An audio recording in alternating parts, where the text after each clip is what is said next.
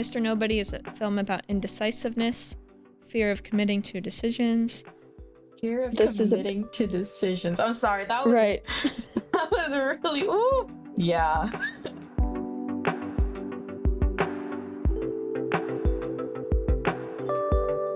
Hello, film fans. Welcome to All the Film Things. I'm your host, Elizabeth. Thank you for listening. If you're enjoying this podcast, leave a review or a rating. Also, check out the All the Film Things Instagram for updates and more film things. Today, we are celebrating the 15th anniversary of Jaco Van Dormael's Mr. Nobody, a sci-fi fantasy film led by Jared Leto with a supporting cast that includes Diane Kruger, Sarah Polley, and Rhys Ifans. Back to discuss this complex hidden gem with me is cinematographer Josie Cruz. Thank you so much for joining me today, Josie.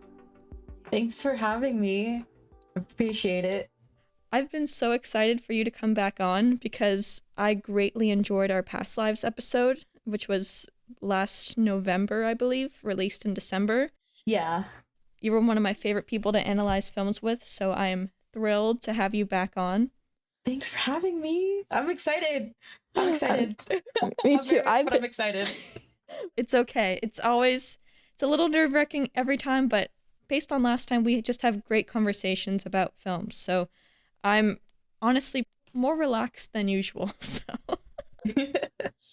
after we watched Past Lives, I was reminded of Mr. Nobody a little bit. And I don't know if I mentioned it to you during our episode, but there's something similar about Past Lives and Mr. Nobody about connections and paths that I thought you might enjoy this film. And I have been in suspense since you texted me yesterday saying you have a lot of thoughts on this film. So what did you think of Mr. Nobody? Oh, okay. So I honestly didn't know what I was getting into. I just was like, you have good taste in movies and film, and I was just like, let me watch this. So I watched it, and at first I was like, what is happening? What is going on? And then, like about maybe like 20 to 30 minutes in, it starts to make a lot more sense, and we understand kind of the direction and the concepts like that this story is like introducing to us. And yeah. Mm-hmm.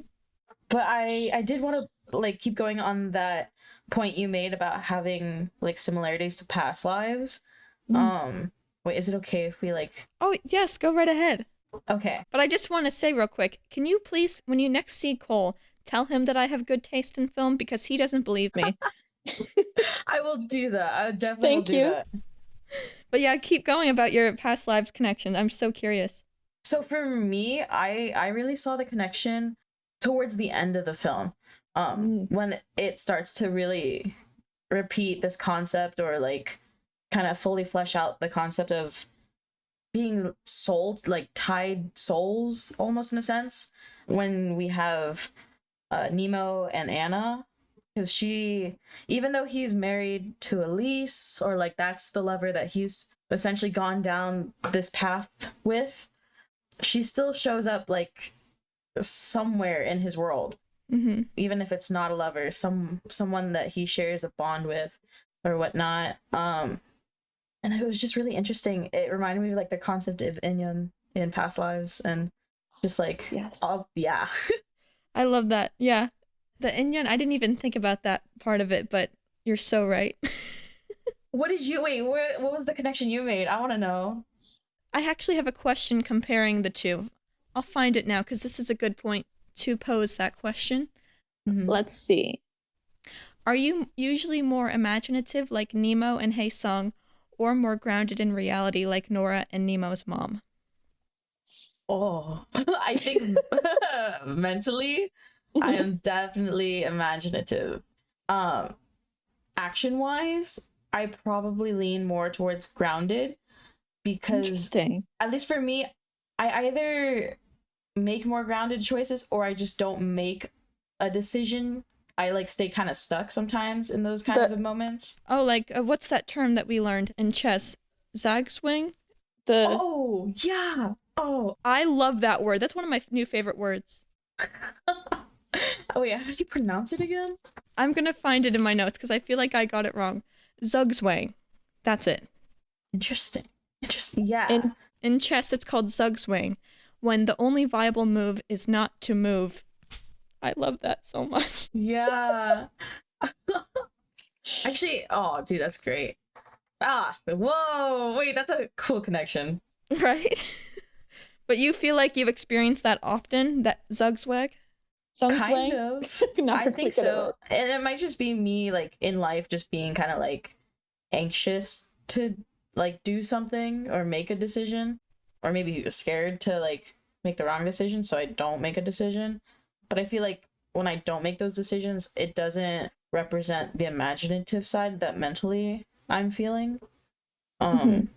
Yeah. I'm so happy you brought that up because I was wondering if you were kind of more indecisive and if you felt connected to Nemo's fear of making a decision, and it sounds like you do. I know I can relate. Mm-hmm. Now, as you said, you were very confused watching it. I completely understand. I rewatched this film twice for this episode, and if you asked me on Monday if I was comfortable talking about this film, as if I know what I'm talking about, I would say no. Now I can more confidently say I know what I'm talking about. But even though it was very confusing, did you enjoy the film? Oh yeah, no, I really enjoyed it.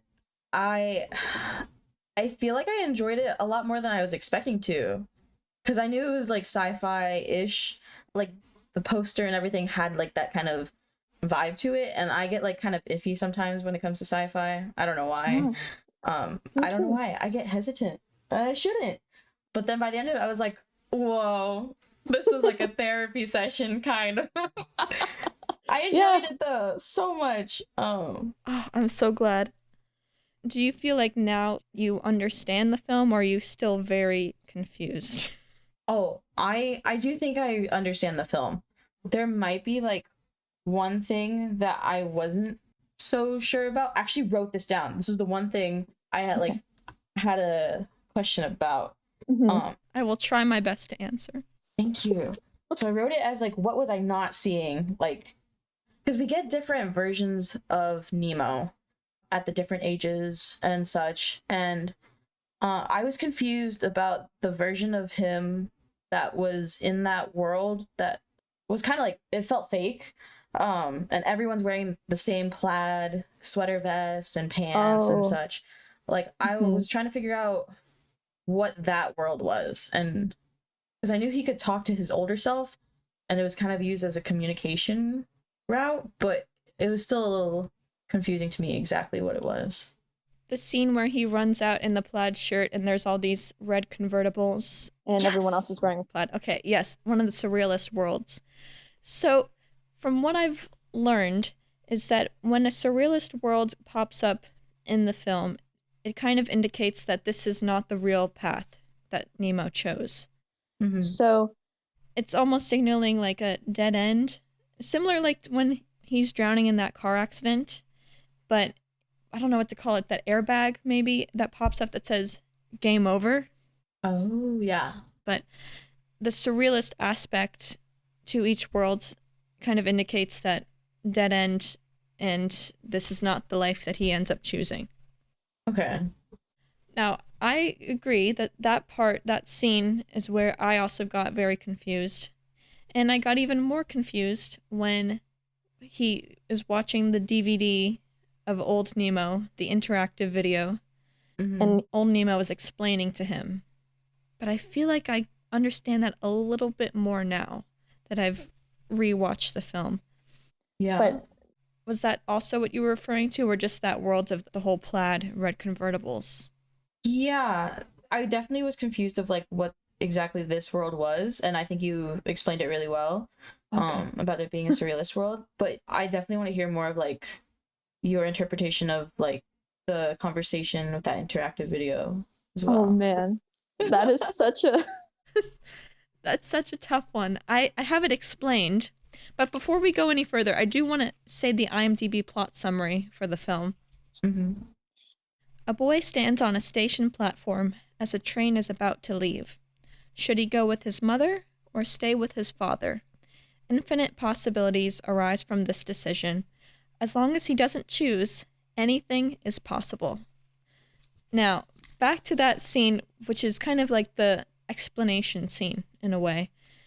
Okay, I have it listed out. I'm going to try my best because I feel like I understand it more, but who knows if I can articulate it very well. So I will say that there was this video that helped me create like this cheat sheet called Humans Are Immortal in 2092. Only one last mortal on Earth remains. It was made by Mystery Recapped on YouTube, so shout out to them. This was very helpful. And in this wooden house, 118-year-old Nemo explains that life the younger Nemo is living is the older Nemo's past, and therefore time is inverted for him. The older Nemo further reveals that the younger Nemo doesn't exist in this particular universe, because in this universe, Nemo Nobody was never born, and it is all the possible life paths being played in the mind of the unborn baby Nemo's consciousness in heaven. That in itself is confusing, but there's more.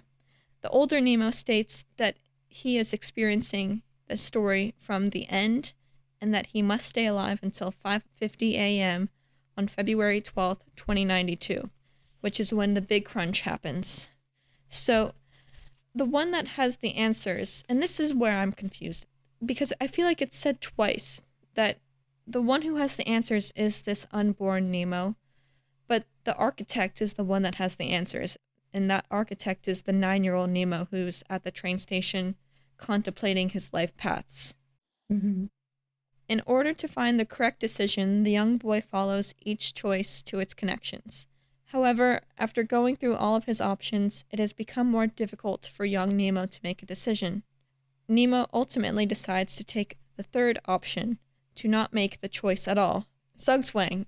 He runs towards an unknown future, leaving both of his parents. All the instances that were playing in Nemo's head begin to crumble as he has made his decision clear. Okay.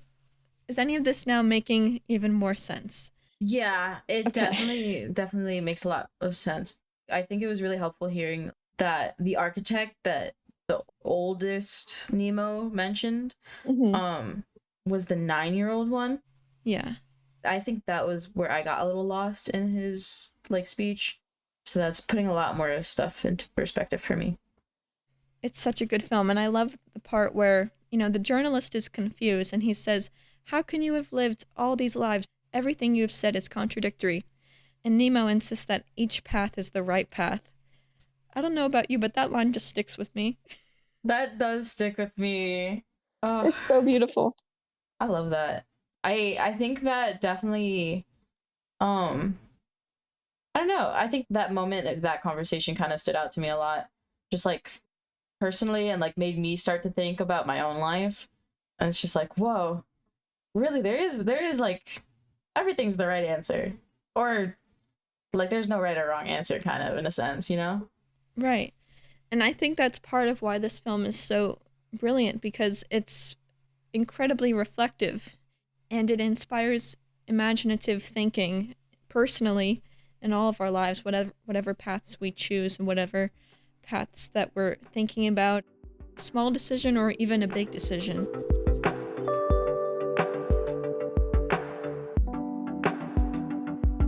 Do you believe in the butterfly effect? Ooh. I believe I do, but I also need to really Google search real quick the butterfly effect to make sure. Oh, I have the definition. Oh, okay, perfect. It's from the Decision Lab, so shout out to them. The idea that something is small, like getting coffee, can have much larger effects, such as altering your career, is called the butterfly effect. The butterfly effect rests on the notion that the world is deeply interconnected, such that one small occurrence can influence a much larger, complex system. So, this is something that, to my detriment, I think about so much in my own life. Yeah. It's so bad. Even during recording an episode, I will think, if I say this, then I won't be able to say this. But what if I did say that? And what would that conversation lead to? And it just makes thinking and everything more complicated, I feel like. Yeah. But it inspires some creative thinking. But yeah, what do you think now that you know the definition? I would definitely say that I do believe in the butterfly effect, but it is very contradictory of me. I feel like I do believe that like these little changes would create a whole other path, or like this one instance could just change the route of everything. But I also kind of believe like in that nothing matters as well, like almost like a nihilistic kind of viewpoint as well. It's like it's weird to believe in both, I guess, right, is what I'm trying to say. Like, are you more likely to explore the different paths, or more likely to make a coin that says yes or no on each side? Oh wow. That is good. And I see exactly where we're drawing from in this movie. Yes. I would say in that time that I'm not making the decisions, like I said earlier, I would definitely be exploring all the different possibilities and outcomes or whatnot, like different Josies out there that could be, you know? But then there are also times where I'm just like, that gets really overwhelming, so I just say, let's flip the coin. Yeah. Yeah. I think that's what Nemo does. He kind of gives up. He was 2 in his head, so that's when he started flipping the coin, but that proves to not help him at all. That coin leads him to his death in one timeline. So, and I think the film kind of inspires everyone to have a good balance of both, instead of just rely solely on one, chance or analysis, I guess. Oh, it's so funny you say the word balance. That's so Libra energy of me, and I am a Libra. So wait, so am I. When's your birthday? What? September 29. When's yours? The 25th. Oh my god, we're only like 4 days apart. What is this? Yes. Wow. This is like typical of Libras, you'd say? I think so. We crave balance, or like seek it out if we're not already in that state. Yeah, I can see that. Did you catch that quick line by Nemo's dad early on in the film posing the question, have you heard of the butterfly effect? Oh, I did not. Oh. Now I feel really, no. No, I missed it too. Really? The first time I saw it, I believe I missed it. I watched this film years ago, and I felt like, because I had read the synopsis earlier, that it was about the butterfly effect, that I think everyone should go in knowing it's about the butterfly effect, because that one line is very quick and you miss it, and it's a challenging film. Like, this is a Nolan-esque kind of film. You have to really follow each path in different timelines. It's very complex, so going in knowing the butterfly effect, I think, is crucial to understanding it and having at least one foot on the ground when starting to watch this film. How often do you wish a moment played out differently and want to change it? Hoping that a like scenario played out differently a lot. I feel like a lot of the time I do kind of think about that. Would I want to change it? No. Really? Yeah, I think so. For the most part, at least. I'm very much like, whatever comes, but also like, I do look back and I'm like, oh, it could have been different. It could have been. Right. That's, I think, a very human thing. I think everyone probably feels that way. Like, there's something I want to change, but then, you know what? It's better to just, whatever happens, happens. Yeah. Learn from it, move on, kind of thing. Yeah. I respect that. Because I sometimes am like, I want to change that so bad. I know. I get the feeling. So I have a Matrix-like scenario for you. If you take the blue pill, you will go through life without knowing what the future holds. But if you take the red pill, you will follow the rabbit hole, be excluded from the Angels of Oblivion's touch, and see the possible paths of the rest of your life. Are you taking the blue pill or the red pill? The blue pill is not knowing, the red pill is knowing. Yes. Oh boy. Thank you for condensing that word jumble I'm so sorry. I made. No, genuinely, thank you, because I was like, this is going to be so long. I hope this is not going to, like, confuse you even more. No, it's okay.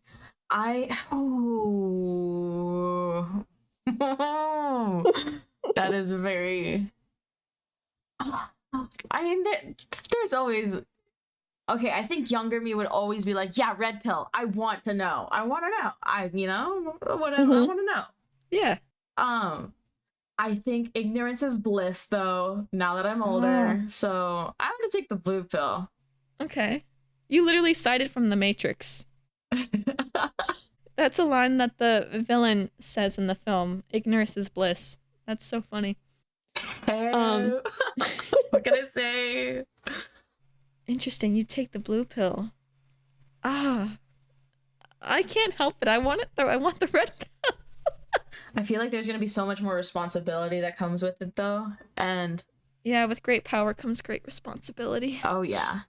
And I'd rather be, well, at least in this case, like in a Matrix case, I don't want to have to save the world. I'll be saved. Let me be saved. Oh, I wasn't suggesting you'd have to save the world in either of these things. Oh. So, just which pill were you more inclined to take? I think still blue. Yeah. Still blue? Okay. Still less responsibility. Less burden. There's burdens with knowing, I guess, you know? Yeah. I wish I wasn't as analytical. I would say blue pill. Let's see. Nemo has to make a decision that is an impossible decision. And recently, Zoe Kravitz made headlines because she shared that she regretted that when her parents divorced at age 11, she chose to live with her dad instead of her mom. Mm-hmm. So I thought that was really fascinating, considering that we were preparing this episode. I wonder if she's seen Mr. Nobody and if this is a film that really speaks to her. Mm-hmm. That is interesting. Now, what is the first word that comes to mind when describing this film? I said ooh.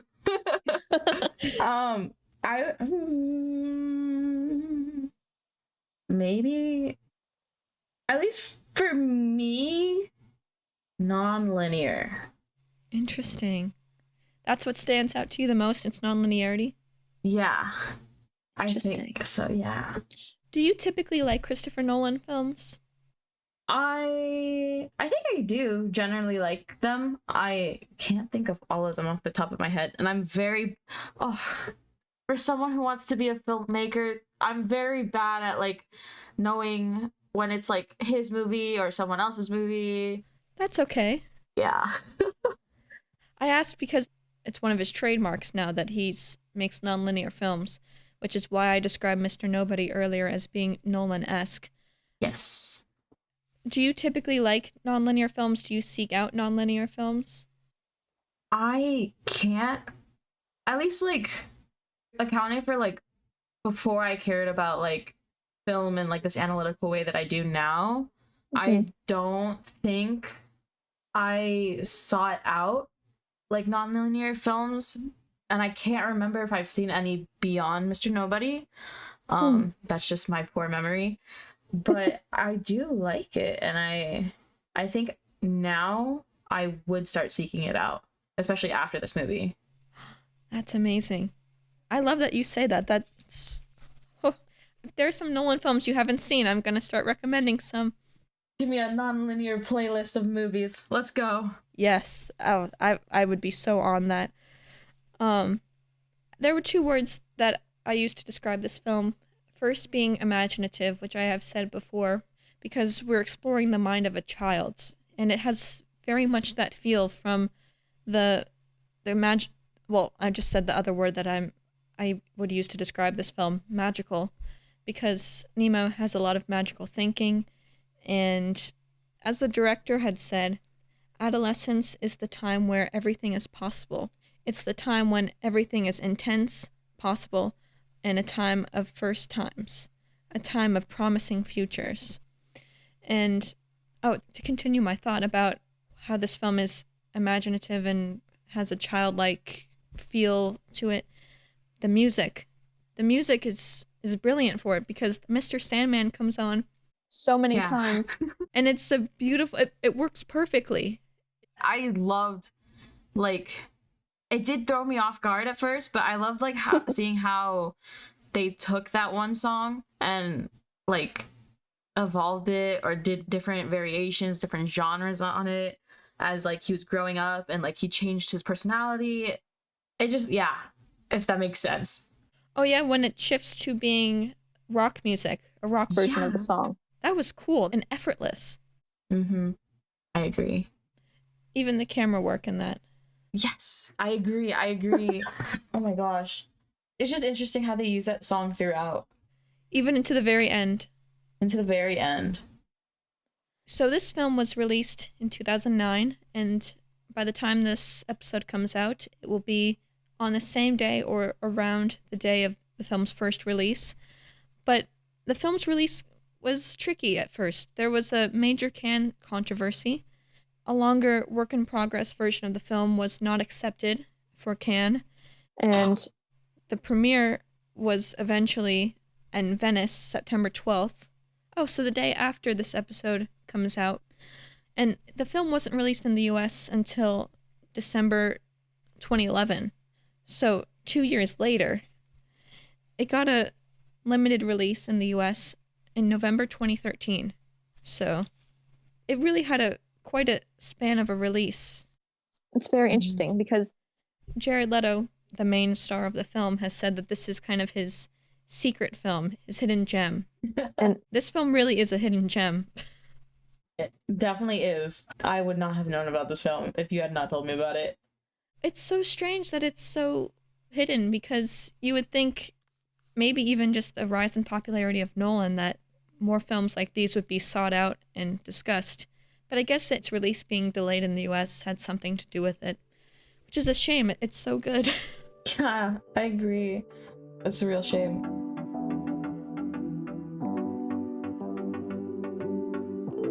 Do you know which path Nemo ended up taking? Yeah. At least what I saw and interpreted, he like ended up taking, like, his 9-year-old self had ended up taking a third path, his own path, kind of, rather than the two that were presented to him.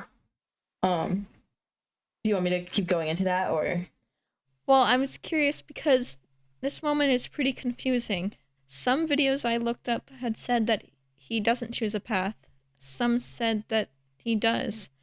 And it looks like the path that he chose was the one where he's reunited with Anna at the lighthouse.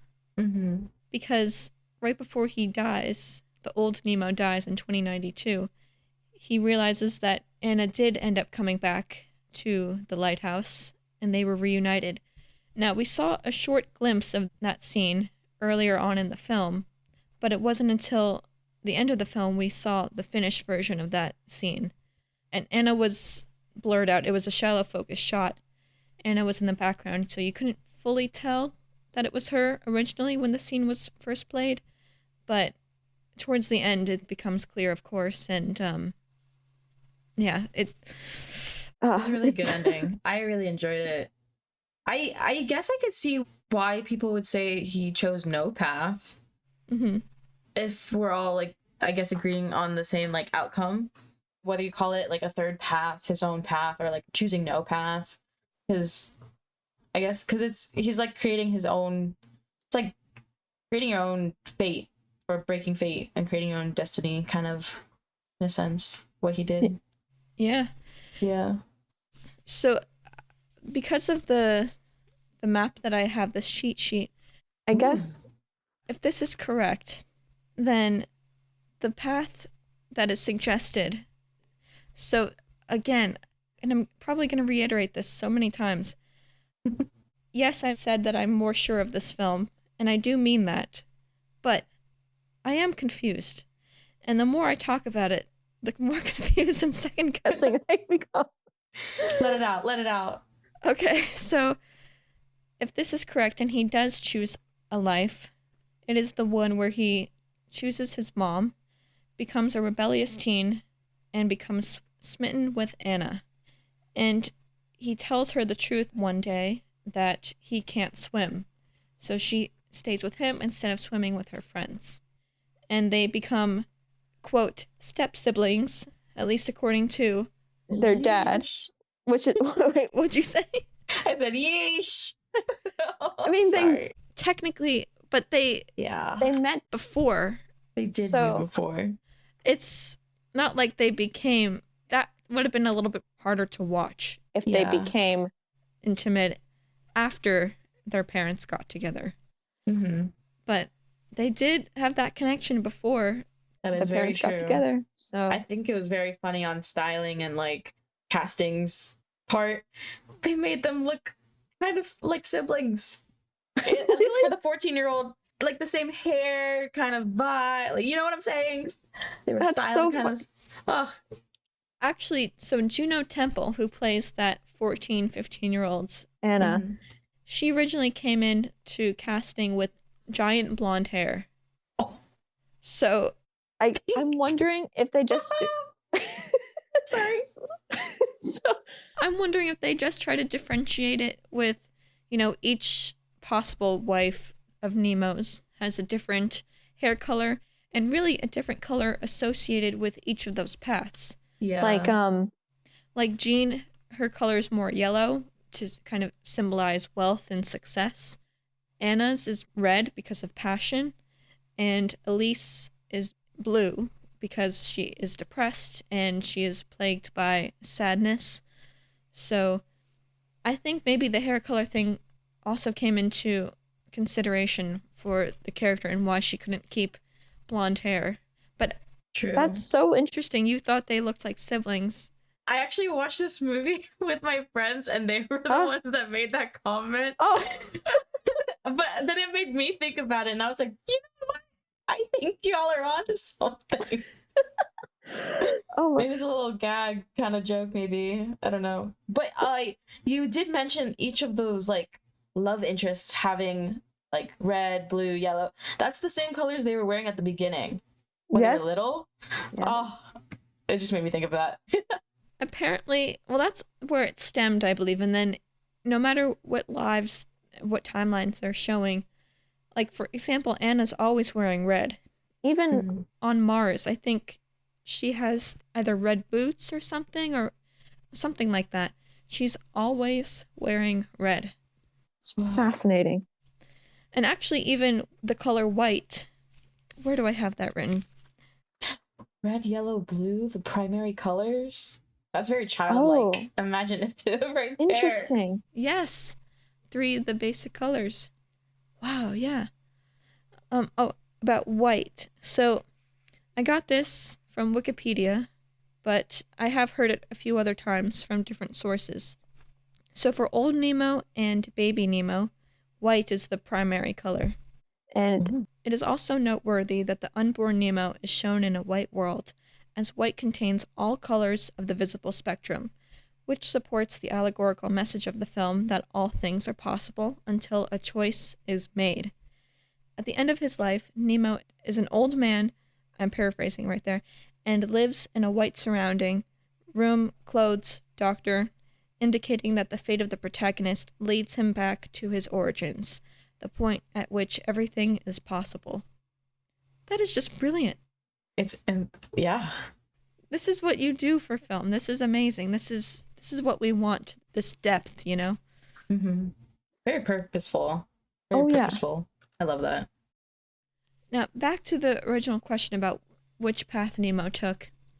So, it's really confusing which path he takes, if he does take the one path with Anna, or he does take that third path. I think he does take a third path, but the old Nemo... no, because if I get into that, that's just going to make it even more confusing. No, get into it. It's okay. It's how you interpret it and stuff. That's okay. Okay, so the old Nemo, time is inverted for him. So we're seeing him at the world of the future, the world of 2092, is confused of where he came from There's no real history, and everything he says to the interviewer is contradictory. So, if he's starting at the beginning of his life, this 118-year-old, and at the end he becomes inverted, the big crunch happens, and he's going backwards. Mm-hmm. He is that version of the third life where, okay, I don't know if I'm gonna make sense here. It's okay. It's okay. I'm trying. How do I just... If that version of Nemo, the old 118-year-old Nemo, leads back to the version of Nemo we see at the very end, the very final shot of skipping stones with Anna. Mm-hmm. Which would mean the third path. I don't know if any of what I just said makes sense and for you to understand. I can't articulate it, but I see it in my head, which always happens. I think I get what you're saying. Like, those two are connected, but the old Nemo is like kind of like the starting point for that third path Nemo. Yes. Even though it's kind of the end from how we see it. Yes. It's really the start. Yeah. Okay. I get that. Yeah. But it's inverted for him. Yes. So I kind of compare that to The Curious Case of Benjamin Button. Ooh. Of how the character starts off as being very old, and by the end, he's a baby. So there's a similarity there with the aging that I hope makes sense. Have you seen The Curious Case of Benjamin Button? I have not, I think. Okay. But I do, like, I understand, like, the concept of reverse aging, essentially. Okay, yes. That's... Benjamin Button is often discussed as a character, as a kind of, oh, you're aging in reverse, you look so young. But yeah, not so many people I know have seen that film for some reason, so shocking. But I recommend it. It's very good. I will definitely check it out.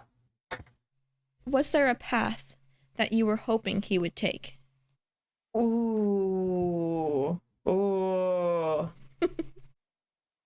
Let me pull up the notes really quick to see all of his paths. Apparently, Jared Leto counted 12 versions of his character. Interesting. I didn't get to that many, but there's some that aren't accounted for in the video that I watched, so he's probably right that it does add up to 12. I just want to list that out someday. I think I was really content with him taking that third path. Honestly, I don't think any of the other ones I would have wanted over that, but I think there's probably like some of the Nemos that I wish I could see more of, or like had more time to like understand what was going on, like for him emotionally or some of the other characters emotionally. Which paths did you wish you had seen more of? I wish we got to see more of Jean, honestly. Yeah. Like, we got, like, the idea that he's bored with this life, and he isn't really happy here whatsoever, and we see him get killed because of his yes or no's. But, I feel like we never got to see, like, anything else with Jean. Yeah. We saw a lot with Elise. There were a lot of different outcomes with Elise, and a good amount with Anna, a good small amount with Anna. Yeah, Jean definitely, it's almost like a process of elimination. She was the easiest one to eliminate of which path he would choose with her. Yeah. Because we really didn't see her much, and Anna kept showing up, as you had said, I believe earlier, that Anna just kept showing up in different timelines. Their paths were always crossing. Yeah. So before we saw that third path, and we just saw the parallel editing, the paths that we were seeing throughout the film, Elise, Jean, Anna, before we saw that third path, was there one that you were more inclined to hope for before that extra path came along? I think I was, and it was right before, like, we, I guess, got to that, oh, none of this is real. There's the third path. It was the, he had married Elise, but Elise and him had, no. Elise died, I think, in that explosion on their wedding day. Yeah. I think that was what had happened. Yes, that's one possible path with Elise. There's a few others. I can't remember if her dying was also part of this one. It was the outcome where he meets up with Anna again after her partner had died in the car accident, drowning in the lake. Yes, I think you're right that is from the same timeline. That is? Okay. Yes, because he had said that he's a widower. And his face was a little scarred from that burning, I believe. Yeah. So that had to be the same timeline. Gotcha. Okay. I did want to make sure about that, because I know there's the one where she dies in the explosion, but then he takes the ashes to Mars. But this one was on Earth and they were at like the funeral. I was hoping for more to happen there. If anything, for that to be the outcome, maybe. Oh, for maybe them to get together in that timeline. Yeah. Maybe with like a lot more time having passed, not like right after the funeral ends or anything, but like when he goes up to her and she's freaked out. She's like, my husband just died. Why are you here? Why are we trying to hit on me? Or she looked so afraid of him when he came up to her house and was saying, I feel like there's a connection. I feel like we've met in another life. Oh, I mean, definitely have Nemo, but love, she doesn't know that. She doesn't know that. Well, he doesn't even fully know that either, because he just has this sense, I feel like, because it doesn't seem like he has that knowledge and that version of his world and that timeline of knowing. Because it all stems... I'm going to mess up everything I say in this one, because it's so confusing. It's great. It makes for great content. I hope so. Oh man. I don't know how much longer I would have needed to fully prepare, but I don't know how much further I could get at this point. Because I thought I was doing okay, and now I'm like, everything's up in the air. It's A-okay. You are doing great. Oh, thank you. You too. A little bit at a time, one step at a time. You're good. We will get there. Was there a love interest you were rooting for Nemo to choose? I think, despite having seen the quote-unquote step-siblingness before everything, I definitely think I was hoping for Anna, just because it did seem like their energies kind of connected a lot better. Yeah. I think definitely Anna was my favorite, although I do love Elise a lot. You do? I do. And although it's like, it was very hard, I think, at times for me to watch, because like she does struggle with like mental illness, and that's not her fault, but at the same times I saw how it was affecting Nemo and like the people around her, and that kind of upset me, I guess.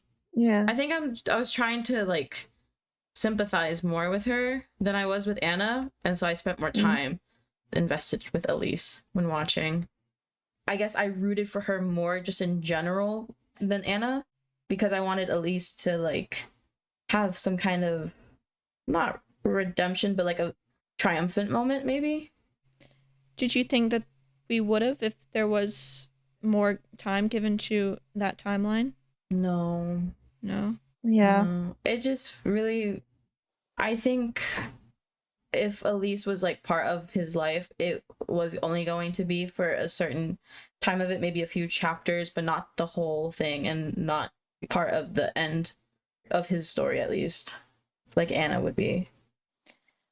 We probably had more access to Elise as a character because of how vulnerable and how, I mean, affected isn't a great detailed word for it, but she had issues and situations she was dealing with that a lot of people could probably relate. The portrayal of depression, the actress Sarah Polley was excellent in portraying those darker moments, and Jared Leto as well. Their scenes together, especially when she's saying, how could you be so calm? And she thinks that her being around would drown them.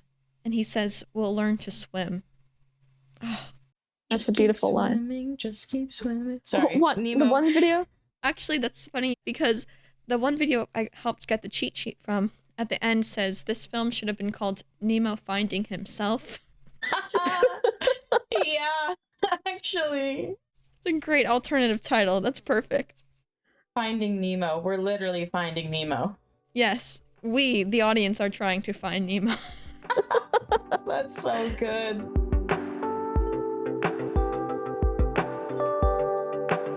We've talked about Nemo and Anna a little bit and their step-sibling kind of relationship and how they were connected to each other before.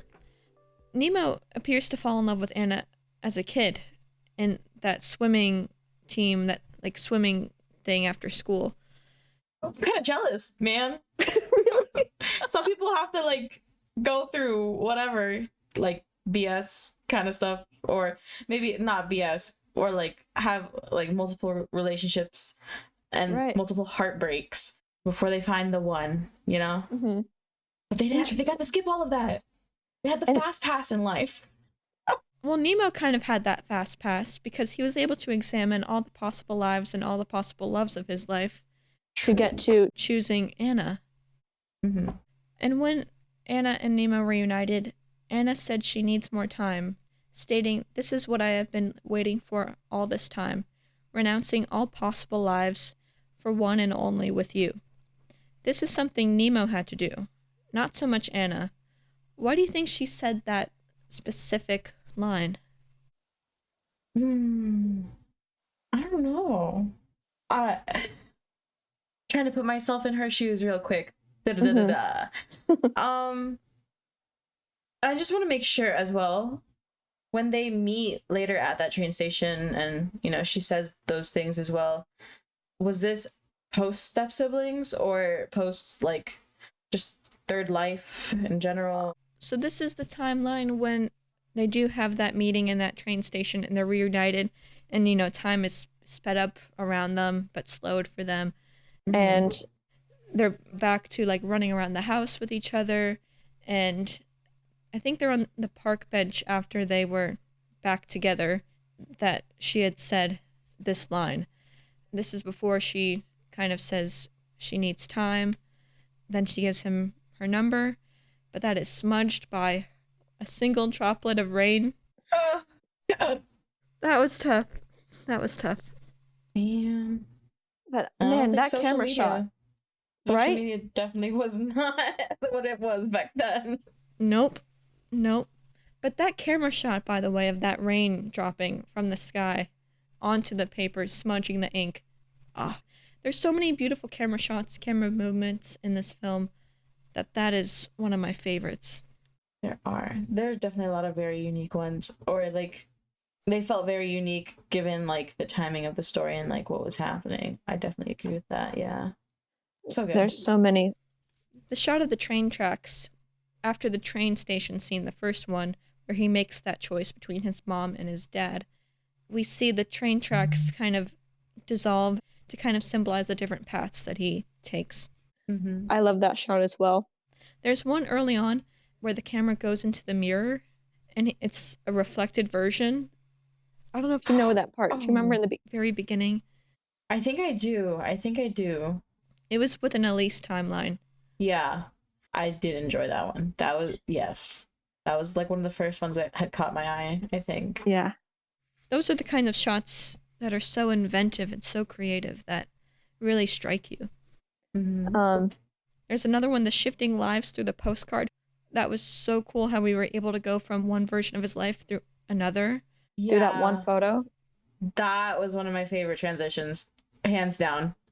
It's kind of similar to the one after Anna approaches Nemo on the beach and says, "Do you want to come swimming with us?"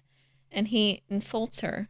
So we get the zoom in on Nemo's eye, and we see how that timeline would play out if he were to insult her, and how they have this awkward meeting in a train station years later.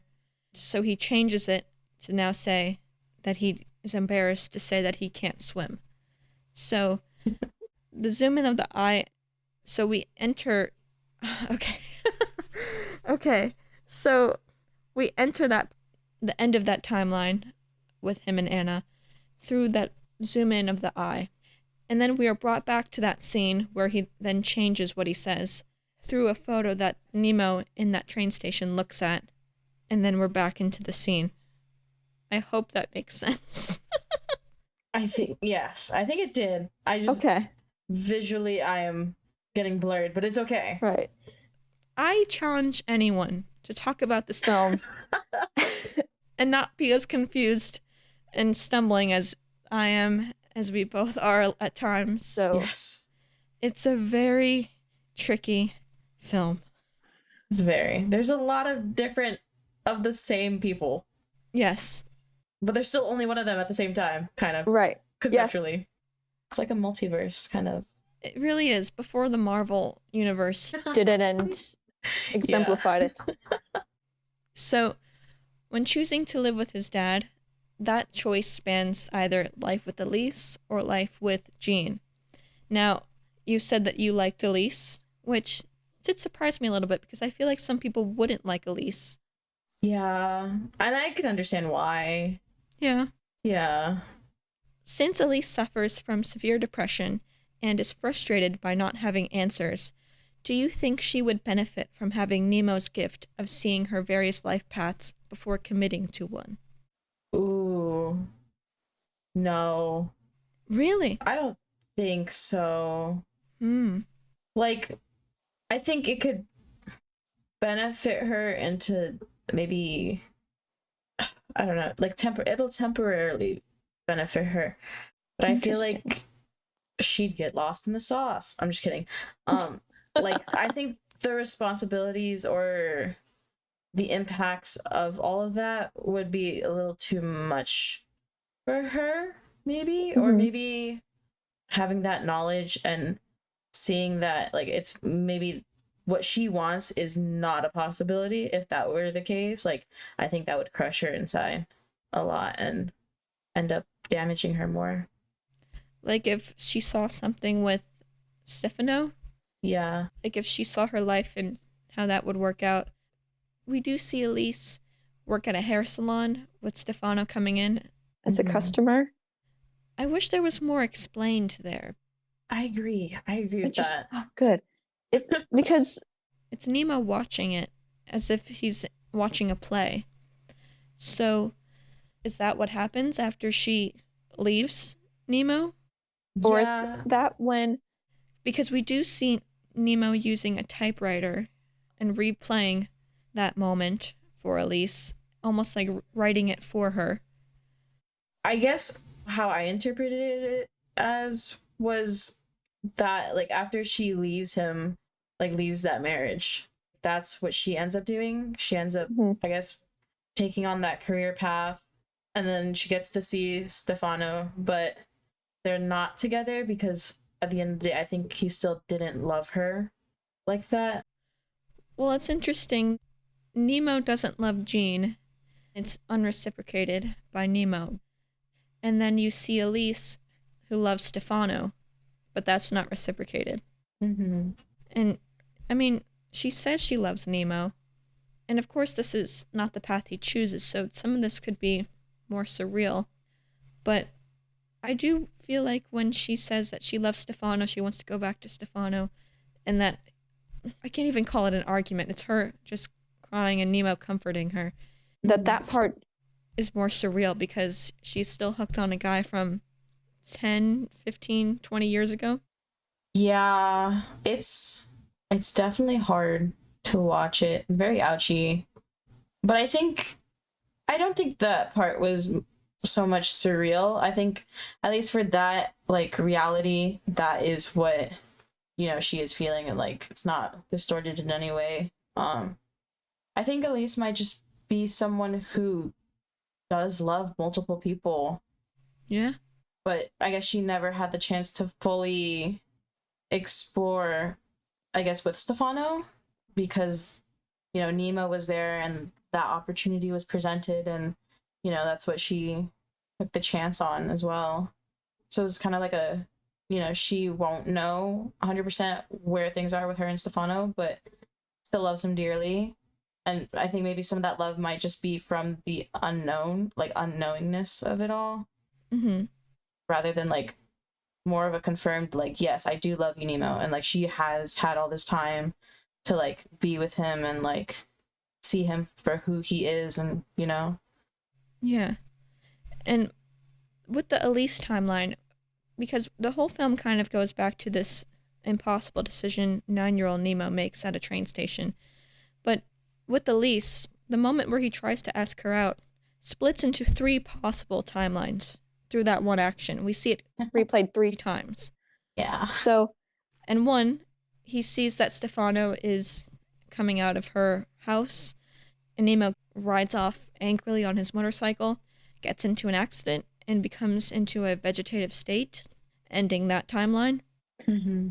In the second version of events that we see, he approaches Elise, but she turns him down because she loves Stefano, which then he vows to marry the first girl he dances with at prom, and he dances with Jean, which gets him in his relationship for not the best of reasons. And then the third, not option, but the third timeline that spans from that event is when he convinces her to give him a chance, which is then they get married. Their marriage then sparks 2 different timelines, at least. Yeah. Because then Elise either dies in a blast, or they have 3 kids, she's depressed, and then leaves for Stefano. So the Elise timeline is very complex. That's probably the most complex, probably, of the timelines, because it spans so many other possibilities. Yeah. There's a lot to unpack there, I feel like. Yes, there's so much to unpack. Now, about the future, would you like to hibernate for an extended period of time if it would mean your life would be prolonged and you could experience the distant future? Oh. How long is this hibernation period? I don't think they give a specific amount of time for the hibernation Nemo goes through. Unless this hibernation is just traveling from Earth to Mars, then it's a period of a few months. I don't know. But it seems like a more futuristic world than if he waited just 7 months. Mm-hmm. I don't know. Again, it's all confusing. All good. Distant future. Oh, that's very difficult. I would probably say no. Okay. Feel like I'm saying very much like ignorance is bliss. That's okay. We live That's with okay. it. It's like I would rather want to like see my friends every now and then, even if it's not like the whole time of the hibernation. I'd like to see my friends more, and I don't think I care for a distant future if it doesn't mean like the people I care about are alive in that distant future, you know? Yeah. Yeah. Would you like to go to Mars, though? Ooh. Probably okay, I think. Space is scary. It is. It is. I don't know if I'd want to go to Mars. I think with space, I have not a fear, because I don't think I'm going to be in space anytime soon. Right. But like kind of like how people are scared of the ocean and like how just vast it is and unknown. Like that's me with space. Right. There's so much we don't know and have not seen. Oh, yeah. Yeah. And it's almost infinite too, rather than like our oceans. Our oceans are finite, for sure. Yes. It's interesting about 2092 that the journalist kind of romanticizes the mortal world. And we always kind of romanticize a former world, no matter when it was. Us today romanticizing the 60s, the 70s, whatever it is. And it's cool to see in 2092 them romanticizing the worlds that we are living in. Yeah, I agree with that. It's also interesting just seeing like how like so many people had chosen immortality, where Nemo was the last person to be like mortal in that world. And they were having a vote on him whether his life should be artificially prolonged or if he should die a natural death. Yeah, that's so messed up. I'm sorry. Yes. That is so messed up. And the camera following him at all times. Oh my gosh. Weird. The host or whatever that was like Yes. presenting everything on those videos, his mic that just came out of his cheek, that was like the most frustrating thing to look at. Ugh. Sorry. Well, how about the pigs, the random pigs? The random pigs. Wait. He's like holding a pig. Oh. I think I was okay with the pigs. Okay. It was that mic in his cheek though really threw me off. Yes. Yeah. Yeah.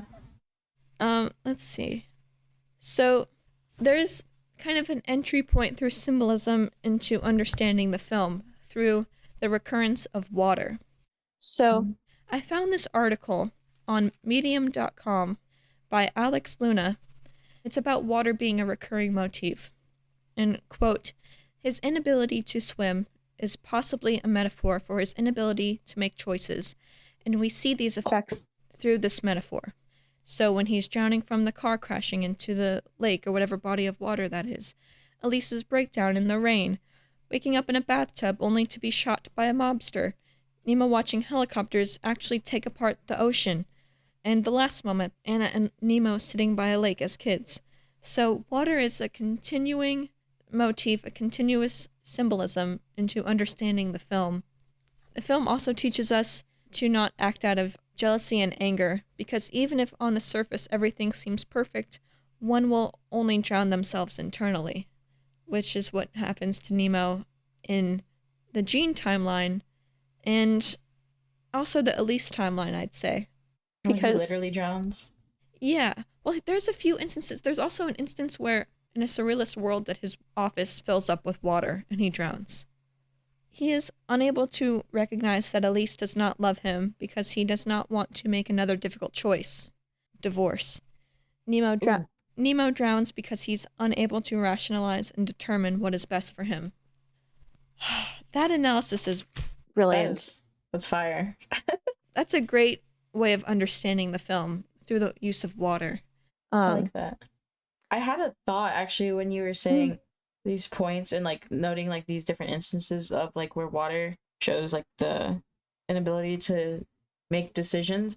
Do you think that constant like presence of water in each of these different realities kind of, and like I feel like towards the end of the movie it does start to overflow, like in some scenes literally like things are just kind of overflowing, or like he is drowning in a lake, but because it's like towards the end of like the movie, end of like the story, do you think it's also kind of used in a way to show like, oh, like he's running out of time to make a decision in that 9-year-old state where he's at the train station, like everything's bubbling up in those different realities to just bubble up completely in that moment for him, if that makes sense?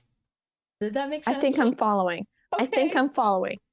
Like in terms of time is running out, he needs to make a decision. The world is crumbling in 2092 that we're seeing. Yeah.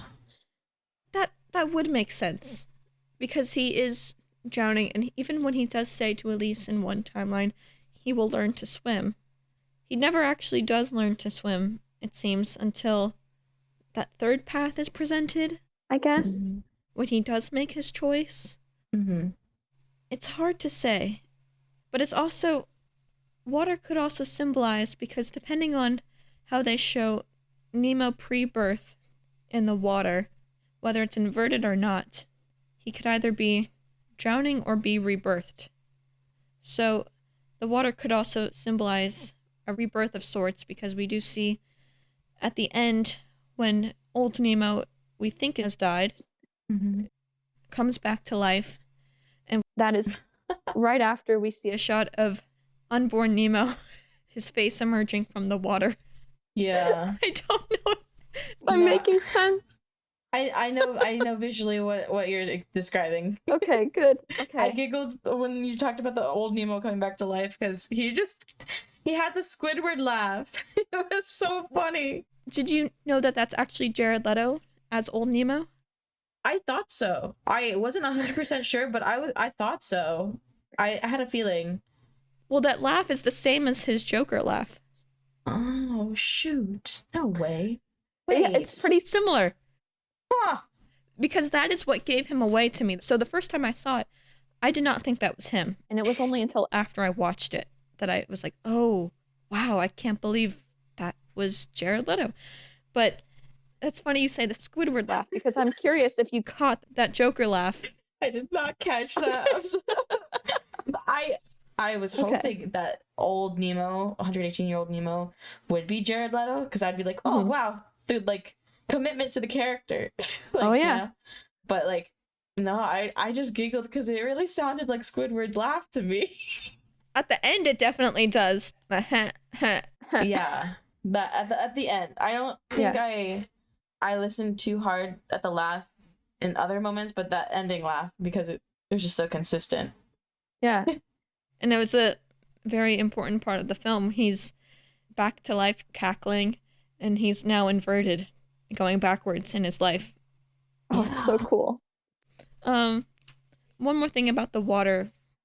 Another quote from this article. The water represents his punishment for not wanting to make choices. Life is attacking him because he is unable to recognize that he must learn to swim or make choices if he wants a happy life. So, I guess you have to conquer your indecision, which, I don't know about you, but I'm very indecisive. That's very hard to tackle. Sometimes it's very much easier said than done. I do like that quote from that article that you just read, though. Like, because I was thinking, I had my own thought, like, what if the concept of water represented, like, life, like, just the constant flow of life and, like, cycle of life, and, like, water cycle, whoa, you know? Yeah. It's very continuous, doesn't end, especially when it's, like, he gets rebirths or whatnot.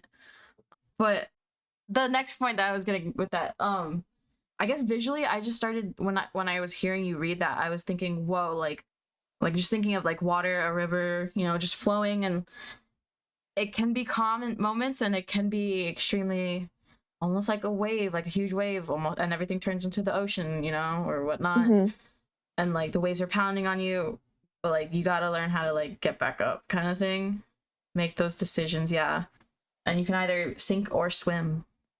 Yes. We have to be confident in our decisions. And even that one line that his coworker says before Peter is killed in that car crash that Nemo dies in another timeline. His coworker says, kind of, get over it. You make a choice in life, you stick with it. You don't get any second chances or something like that. Yeah. Oh, yes. That was good. You don't get a second choice, or you don't get like a second redo or anything. It's just like what we are living right now is a one-time thing, and we can choose to do the thing that's like making us hesitate or scaring us a little bit, or we're just anxious on how it could end up, or you could just stay and not do anything and just live like a monotonous life, you know? And you don't get to redo it, or you know, you don't get that same amount of time to enjoy it if you choose to do it later, kind of thing, or you might not get the same outcome. Yeah. It's crazy. Oh. And even early on in the beginning of the film, young Nemo says how tough it is to make a choice because you can't go back. No matter what you choose, you can't go back. And I think he's deciding whether or not what candy to get.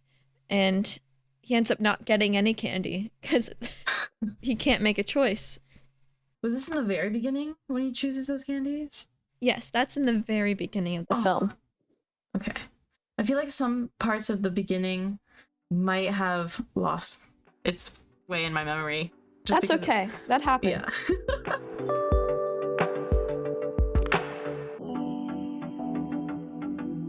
Something that the film explores is this big crunch theory, which is, to quote Wikipedia, a hypothetical scenario for the ultimate fate of the universe, in which the expansion of the universe eventually reverses and the universe recollapses, ultimately causing the cosmic scale factor to reach zero, an event potentially followed by a reformation of the universe starting with another Big Bang. The vast majority of evidence indicates that this hypothesis is not correct. It's a fascinating concept, but I do feel like that concept is also explored in Tenet. There's a lot of similarities with this film and Tenet, especially with inversion and the reversal of entropy. Have you seen Tenet? I have not completed watching it. I started watching it last night. I just did not have enough time. I felt really bad. Okay. But that's okay. I did read up a bit more on the plot, just so I think especially after all the non-linearness of Mr. Nobody going into that next film was a little. I had to read the plot a little bit on my own to like that is understand not a what's good happening. double watch. That is not a double feature. That would break your brain. That would break my brain. So there's similarities between Tenet. I won't spoil the film for you because it is a really great film, but both portray futures again with the reverse of entropy. But Tenet portrays this in a more negative way, while Mr. Nobody portrays this in a more positive light. By the end of the film, with the big crunch and the reversal of entropy and inversion, with older Nemo going backwards and we see everything being reversed, it's in a happier tone. It doesn't end the universe like the threat that's posed in Tenet. Hopefully you've seen that was discussed, because that was early on in the film when they talk about that. Yes, I think I had just reached that point. Okay, good. And the portrayals we see of this inversion, reversal of entropy in Tenet is the bullet going back into the gun. Yep. We see a bird's flight inverted, speech being inverted. In Mr. Nobody, it's different. It's skipping stones. It's cigarette smoke going back into a cigarette, undoing a mixture in a food. It's two different portrayals of inversion.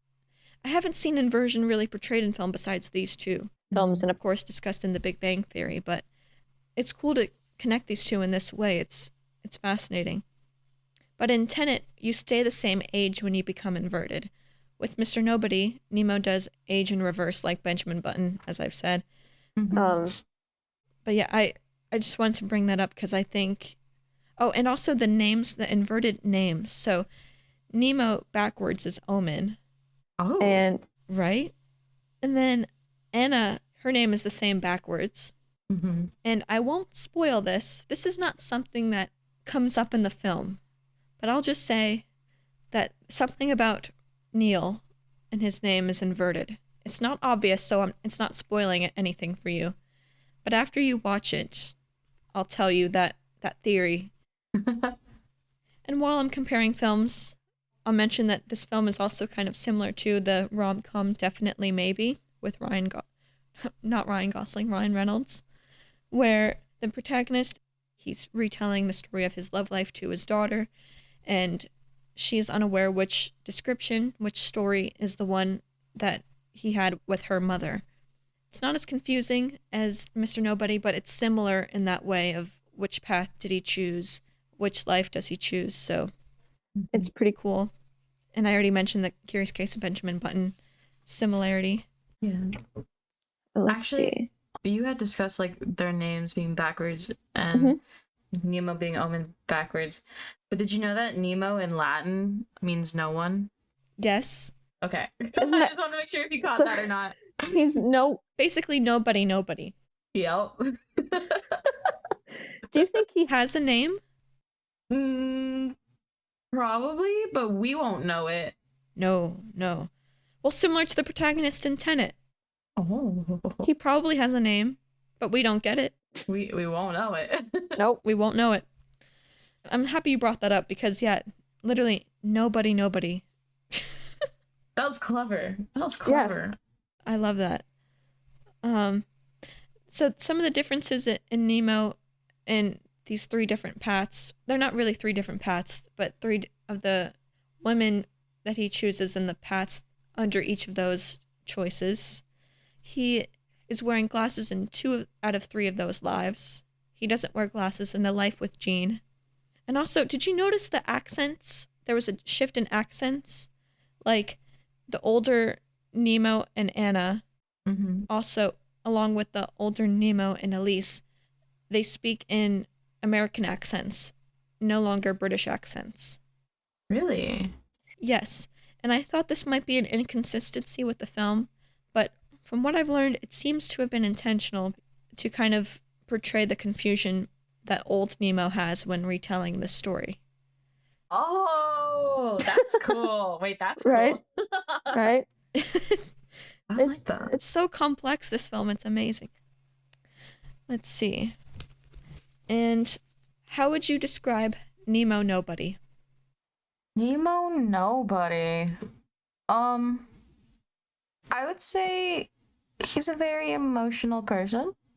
I think is intelligent and maybe anxious. Mm-hmm. Yeah. Oh yeah, if he's going through contemplating his different lives, he's very indecisive. That makes sense. Yeah. Yeah. I would say he's pretty free-spirited for the most part. Mm-hmm. Like, by the end of the film, he just wants to skip rocks with Anna. That's pretty free-spirited in my opinion, especially for a kid. Yeah. Jared describes Nemo Nobody as Mr. Nobody is everyone and no one all at the same time. An illusion. Yeah. The product of his own dreams. He's love, he's hope, he's fear, he's life, and he's death.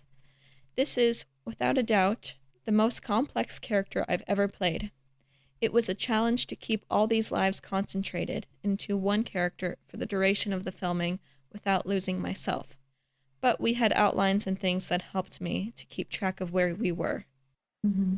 I like his description of Nemo because this film causes us to reflect in our own selves, and as we were doing earlier in this episode, we feel this, kind of concern and this indecision and this fear of this anxiety towards making decisions in the past that it could take. So I think there's a little bit of Nemo in everybody. Yeah, I definitely agree with that. I think, yeah, there's definitely a bit of Nemo in everybody. And kind of going into that idea of, it's difficult to make decisions, but like once you're at those crossroads and you're taking that time to like, I guess, reflect or imagine the possibilities, like, and you come up with all of these different scenarios, different versions of yourself. How you said that like Nemo is everybody and nobody all at once. Mm-hmm. It kind of made me think of Everything Everywhere All at Once. Just kind of like, it's all you, but it's also like, maybe like none of it exists, but it's all you at the same time. Yeah, very existential, and I'm very bad at articulating this part. It actually, I think a part of me got to process more of Everything Everywhere All at Once a little bit more this week. I can't remember if it was before or after watching this movie. Interesting. But I guess, the main character in Everything Everywhere All at Once, she's coming to terms with her life decisions. And, I think one of those next decisions is supporting her daughter and, supporting her as an LGBTQ member, or not supporting and not telling like her dad, at the big, I think it was New Year's. It was like a New Year's party. Yes. At their laundromat. So. And I think it's different from Mr. Nobody, where it's like this all happens at a younger age and we're exploring the futures. With Everything Everywhere All at Once, we're kind of in the future already. She's lived life, she's already had a kid, but she's reflecting back on these different past hers that could have been. And coming up to this moment where she has to make that decision, with her daughter, telling her father about, her being lesbian, whatever, and her anxiety to that moment and everything else. Also, there's other things added on into her life that are giving her stress, but I think that was like the moment that like kind of the breaking point where she made that decision. That's a fascinating comparison, because it's very different when you're reflecting back versus when the main character is 9 years old. The paths are all ahead of him, just has to choose one. And she's reflecting back on what could have been in these different paths. Oh, I love your comparison. Thanks. I feel like I just word vomited. I'm so sorry. But no, also like I feel like I've been word vomiting. No, that's okay. I think we both have been, but that's part of a podcast, Yes, and trying to analyze films, it's like you're trying to get to something, and it can be challenging. And this is one of the most challenging films to analyze ever. Do you have a favorite moment from the film? Favorite moment? Oh, Oh, that's hard. I think there's little moments where I'm like, oh, this reminds me of something else that I've seen. I wrote down those. Actually. Oh yeah, I want to hear them. So, and it'll be like really short, and if you understand it, that's amazing, and if you don't, that's a-okay. Okay. The first one was when like old Nemo was talking to that psychiatrist that ended up doing like EMDR treatment on him, whatever. But old Nemo, right before that, he's like, I'm 34. But then the psychiatrist is like, no, you're not. Look at your hands. And he looks at his hands and he's like, oh, shoot, I'm old. I'm elderly now. It reminded me of My Hero Academia, an anime. And this is a spoiler alert for people who have not read the manga or watched it. Catch up. It's not my fault. Okay, spoiler alert over. It's when Dabi wakes up after like 2 years, because he has like a fire quirk, so he can like expel fire from his hands or whatnot. But he like kind of almost burned himself alive in a little accident, and he wakes up 2 years later, like recovered, but he thinks that it's still like back then, like 2 years ago, until he looks at himself in the mirror and like actually hears his voice instead of hearing it in that old or that younger kind of tone. And that just reminded me of that in the movie. I also think like those moments when they switch out old Nemo's voice or like an older Nemo for like the younger Nemo voice, the baby Nemo. Yeah, that also kind of reminded me of like those kind of, I guess, derealization kind of moments. Interesting. One more, I think. This one's really random. I hope you can also visualize it too, but it might just be my brain making it up. The moments when Nemo is like that news reporter or whatnot, TV person, and he's like recording those TV segment moments. Those kind of reminded me of like SpongeBob when they would have like the butterfly episode where you see like montage of insects or whatever. That and a mix of the SB-129 episode where it's like Chrome and Squidward's exploring existentialism and nihilism, and I don't know. It just kind of reminded me of that. Those actually, well, first of all, were you able to follow those scientific segments of the film, those explanations? I think the first time it came up, I paused the movie and I was like, what the heck just happened? When did this movie change? I had to go back like 20 seconds to rewatch the connection. And I was still a little lost. But by the second time it had happened, I think I was a little bit more familiar and I could understand what was going on. Okay. Those kind of remind me of some of the lyric videos to Jared's band 30 Seconds to Mars.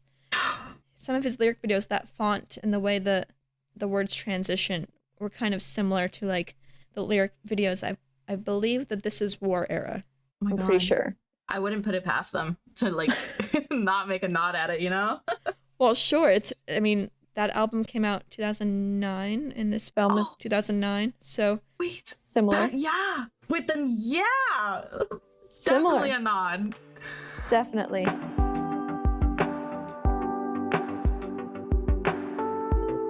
What is something Mr. Nobody taught you, or maybe something that you will now take with you from the film? I think conceptually and on a more, I guess, personal level, I think just make your choices. Try not to stay stuck for too long and carve your own path. If you don't like where you think this reality is heading, try to change it and carve your own path. Because this is the biggest thing I think I've been wanting to say this whole time. I think when we were talking about the concept of like being able to visualize like all your different realities or yous, I think I've had those kind of moments in my own life, but more so in a retrospective, kind of like Everything Everywhere All at Once. But this movie definitely made me think about it a lot more as well. Like, what if I did choose to do medicine instead of digital arts in college, or stuck with engineering and, you know, hated my life a bit more? Stuff like that, or like made this one decision to go to this one social event and who would my friends be now? It's made me wonder, like, who are all the different Josies And is she lost, or can I still make decisions now to like make them a reality in the sense in this one universe of me? Thank you so much for joining me today, Josie. I love having you on. You're not only a lot of fun to record episodes with, but you are excellent at analyzing films, which makes our conversations all the more richer and enjoyable. You have a Twitch account. So, what do you do on Twitch?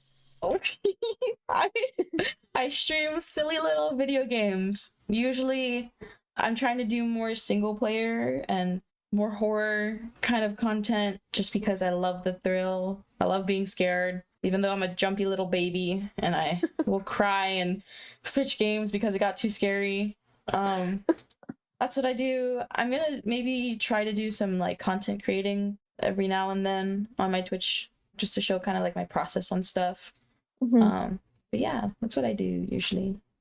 Do you tend to go live on certain days, or do you have a set schedule? No set schedule whatsoever. It's very go with the flow. Okay. I have not been consistent, but I'm trying to at least do it once or twice a week now. And people comment along with you as you play the game. And these games, I've been on one of these lives. They're fun. They're cool. The horror ones, though, that must be intense. Oh, yeah. People do great jobs on sound design, I think, especially. It's so scary. How long have you been on Twitch? Is this something you've been doing for years? Oh, I've been doing it since 2020, actually, since COVID.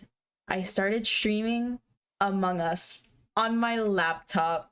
It was very rough, but we've upgraded and grown, and yeah, somehow, some way, I'm still streaming every now and then. And what is your username on Twitch? My username is the same as all of my social medias. It's Jojigami, Jojigami. All right, if you're on Twitch, make sure you follow Josie on Twitch so you can watch her next streams and you'll get notified. Make sure you have your notifications on so you can join her for a fun Twitch session. So by the time this episode comes out, I would have seen Jared in concert, and I can definitively say that it was amazing and one of the best experiences of my life. And let's go! I don't even have to have Nemo's ability to know that. And there's actually a line from one of his songs. His words are poetic and they're deep, and it's actually from the same time period I was telling you that this is war era. From the song Hurricane, the lines, "No matter how many deaths that I die, I will never forget. No matter how many lives that I live, I will never regret." And I feel like I haven't fully dove into that analysis, but there's something in that is similar to Mr. Nobody. I agree. I see it. I do see it. Is there a film recommendation, a line from a film, really anything you'd like to conclude our episode with today? Oh boy, do I have recommendations. Let me pull up the letterbox. yes, the letterbox. What have I seen recently? Okay. I highly recommend Cuckoo, or Cuckoo, however you choose to pronounce it. The horror film, right? Yes. I really enjoyed it. And then I also highly recommend Rob Peace. Rob Peace. Is that a new film? It is. It just came out last week, 1 week ago today. Oh, okay. And it's a biopic, but I really enjoyed it. I don't know. I guess I really just enjoyed the story and like what there was to learn from that piece of history. So Interesting. Yeah. I'll have to find that. That does sound good. I would recommend A Curious Case of Benjamin Button. It's a phenomenal film. Oh. And I did want to recommend this TED Talk I saw by Ruth Chang, a philosopher, on how to make hard decisions. That will be helpful if you also, like me, like Nemo, have tough times with indecision. It's a great watch. It's only about 15 or so minutes, and I think it's helpful. I gotta check that out after this. I think you'll benefit from it, especially she specifically talks about the different choices of career paths, so I think you'd like it. Okay. Thank you again so much for joining me today, Josie. Thank you for having me. And thank you all for listening. And remember, Josie, every path is the right path. Yes. Everything is the right path. Bye, everyone. Goodbye.